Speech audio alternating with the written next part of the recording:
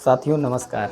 आज हम एक कहानी सेगमेंट लेकर आ गए हैं। वो कहानी पिछली कहानी की आगे की है। उसके लिए हमारी प्लेलिस्ट एक कहानी में आपको जाना होगा और वहां से राजा अलर्क की कहानी को देखना पड़ेगा, या फिर अभी थोड़ी देर में आपको इधर राइट साइड में उस कहानी का सजेशन आएगा, उसे आप देख सकते हैं। तो हम शुरू करते हैं राजा अलर्क की कहानी। एक बात हमारी समझ में नहीं आई थी कि आखिर जब उनकी माता मदालसा ने उनके तीनों बड़े भाइयों को तत्व ज्ञान दे दिया और वो जंगल की ओर तपस्या करने चले गए, तो फिर उनके भाई सुबाहु ने साधु सन्यासी रहते हुए भी राजा अलर्क के ऊपर आक्रमण कैसे कर दिया। वो बात राजा अलर्क की कहानी आगे की सुनने पर पता भी चल जाती है। तो कहानी कुछ इस तरह से है कि मदालसा ने इन्हें राज्योचित जितने भी ज्ञान थे, तत्व थे, उनको समझा दिया था। राजा अलर्क नगरी, जिसे आज प्रयागराज में है अरैल घाट, वहाँ पर वह राज करने लगे और कुछ दिनों बाद उनकी आसक्ति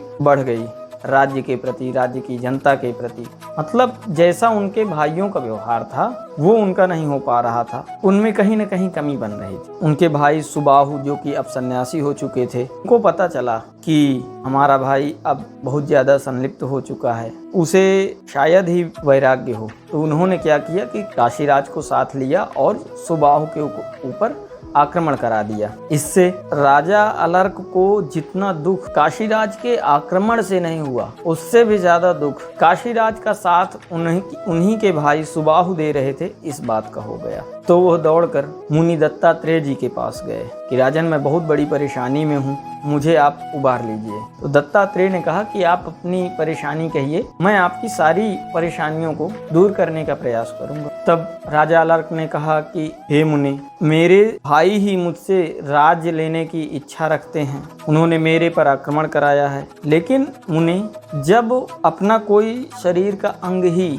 हमारा साथी नहीं है, हाड़ मांस खून ये सब भी हमारे साथी नहीं है, जब भी अगर ये अलग होते हैं या इनसे प्राण अलग होता है तो इनमें से कोई साथ नहीं दे पाता।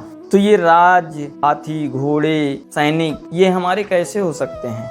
न मुझे दुख होता है, न सुख होता है, और न ही नगर, न ही काशीराज से मेरा कोई संबंध है, और न ही ये जितना राजपाट था न मेरा है न मेरे भाई सुबाहु का है। और ये जो आकाश है, निर्वात है, जो खाली जगह है, वो जब घट में आता है तो घट के आकार का, कलश में आता है तो कलश के आकार का, किसी लोटे में आएगा वो खाली स्थान तो लोटे के आकार का है। वो आकाश ही है, वो निर्वात ही, लेकिन जब वो लोटे में गया तो लोटे के आकार का। तो इसका मतलब है कि सबके प्राण भी एक तरह हैं। वही प्राण काशीराज में, वही प्राण मुझ में, तो हम दोनों में भेद भी नहीं हुआ। प्राणियों का भूतों द्वारा जो पराभव होता है, जो पुरानी चीजों द्वारा उसमें आसक्ति होती है, वही दुख का कारण है।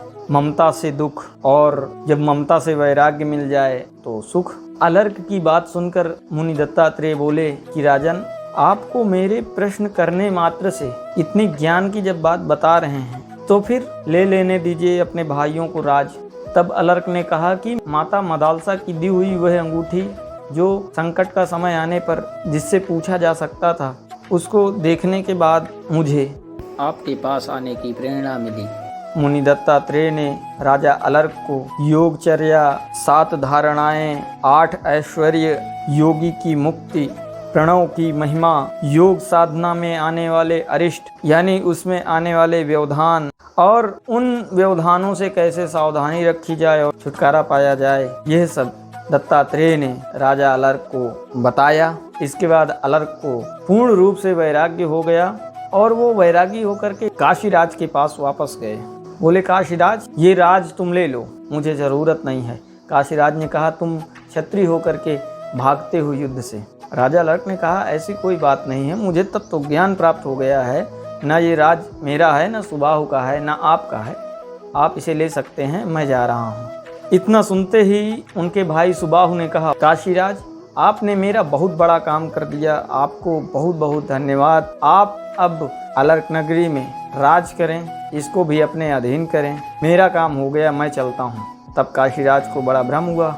उन्होंने कहा कि कैसे आपका मैंने बड़ा काम कर दिया। तब सुबाहु ने बताया, तब जो हमें भी कन्फ्यूजन थी, जो हमें भी भ्रम था कि आखिर सुबाहु सन्यासी होकर के अलर्क पर कैसे आक्रमण कर सकते हैं। तो वो यहाँ पर काशीराज को सुबाहु बताते हैं कि राजन, जब हम भाइयों ने देखा कि हमारे छोटे भाई की दुर्गति हो रही है, वह राज्य में एकदम संलिप्त होता जा रहा है, उसे बिल्कुल भी खैरख्वाह नहीं है कि वो वैराग्य का क्या रास्ता अपना सकता है, अपने कल्याण के लिए, अपने मोक्ष के लिए कौन सा रास्ता देख सकता है। इसलिए हमने आपका सहारा लिया और वह आपके ही कारण संभव हो पाया, अन्यथा हम आक्रमण नहीं कर सकते थे, न कर पाते, क्योंकि हम तो ठहरे सन्यासी। तो इस तरह से साथियों, हमने यह बात लाई थी कि राजा अलर्क के नाम पर ही प्रयागराज का अरैल घाट का नाम पड़ा और उनकी कहानी कुछ यूं रही। आपको ये कहानी कैसी लगी और इसमें कौन सी बात आपको भी अच्छी लगी, ये हमें ज़रूर बताइए। धन्यवाद।